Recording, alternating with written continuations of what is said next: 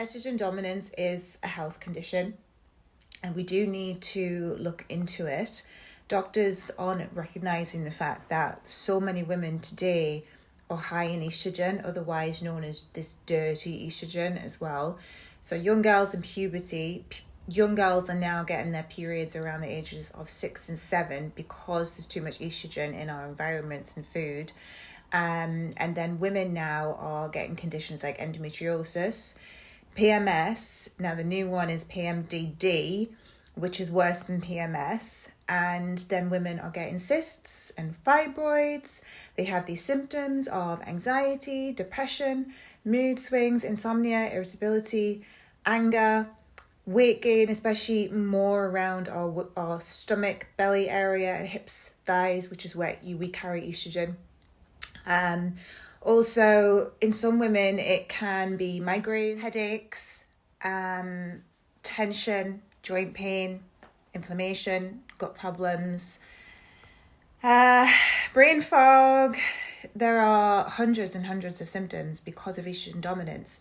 Endometriosis is an estrogen condition as well, driven by chronic inflammation, and also because there could be underlying issues with gut dysbiosis and small intestinal bacterial overgrowth. Those are other things that can trigger endometriosis, as well as this estrogen, because estrogen drives problems with our gut issues too. So it's dirty estrogen. You know, like everything else, we have good and we have bad. So we have good bacteria, we have bad bacteria, and we need the balance of both in order to be healthy. And it's the same with estrogen. We need to have the balance of both to have a healthy body. But unfortunately, in today's world, in today's environments, our estrogen is sky high. It is rocketing and it's getting worse. And then we've got women who are in their 40s and 50s who are all estrogen dominant women.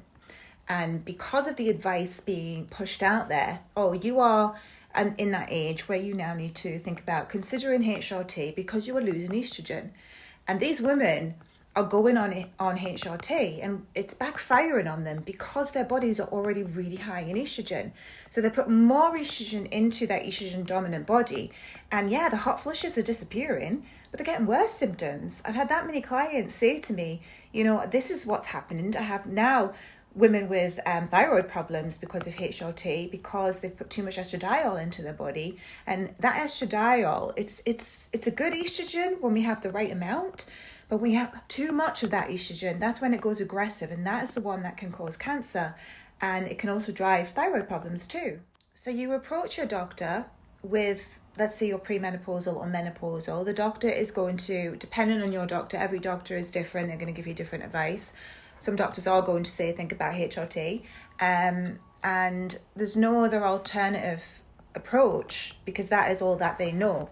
And like my client said to me on Monday, she was like, she's been on 3 different types of HRT now. She says, these doctors are just experimenting. They don't even know themselves. They are just experimenting on you and going by their research and only what they know. And that is exactly what it is. So you have to know your own body. You have to know your own symptoms, because those symptoms that come every month for a woman are giving you signs whether you have too much estrogen. Your body knows. So listen to those symptoms. And then if you do have them, then pay attention. Pay attention because you need to be looking at the gut microbiome. You need to be looking at your liver health. We just don't take it seriously. And, there's that many women getting diagnosed with breast cancer in the UK. And it's still like no one knows why women get breast cancer. You get breast cancer because there's too many toxins in your body. You get it because there's also potentially estrogen, dirty estrogen. You have too much estrogen and it feeds things like breast cancer. You also have low iodine, because lack of iodine in the body is another reason why we end up with cancer, because your breasts feed on iodine. They need it because fluoride also sits on those receptors which you brush your teeth with. No fluoride allowed, which is now in the water supply. Even worse in the UK, they've upped and increased it.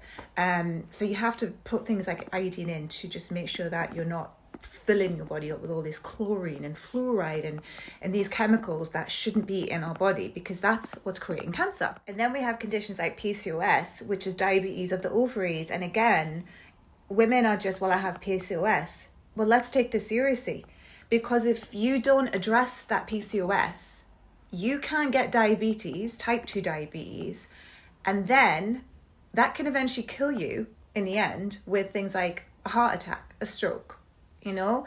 These are serious health conditions. So when you have too much estrogen in your body, you need to look into your diet. You have to start healing your body. And you need to do this ideally from a young age. And this is what should be taught in schools, because every single girl needs to know that having a hormone symptom shouldn't be happening. You know, weight gain is a natural symptom, just not too much. But we're going to naturally gain some weight around our period because our body's preparing us to have a baby. You may even feel like your breasts grow a bit bigger. Again, body's preparing you for a baby. And then you get food cravings, your appetite increases. Think, yeah, okay, my body's preparing for me for a child. You know, this is what the body is designed to do.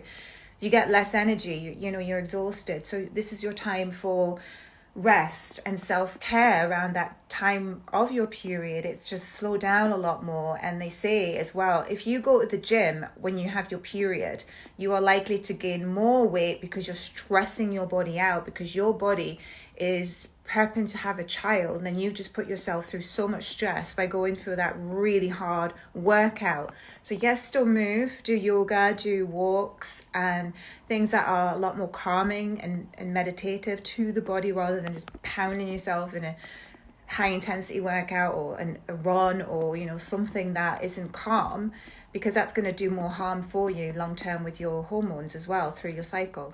If you are wanting to learn more about this, join me on April 28th at the Wellness Retreat in South Shields, 10 a.m. to 4 p.m, where I will be covering this in the 1 hour seminar, 1 hour and 30-minute seminar that I'm teaching.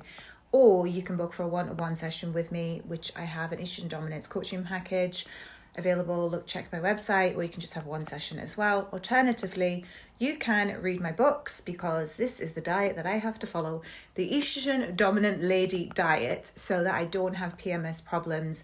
And as I am in my 40s now as well, I definitely do not want any symptoms as I get into menopausal ages of menopause. So look after yourselves, look after your diet, look after your gut health. That's what this is about. Keep the toxins out of your body as best you can. We can't be perfect. None of us are perfect. But just the doctors are not going to give you the advice other than take more medications. And that is just not the answer here. We need to heal.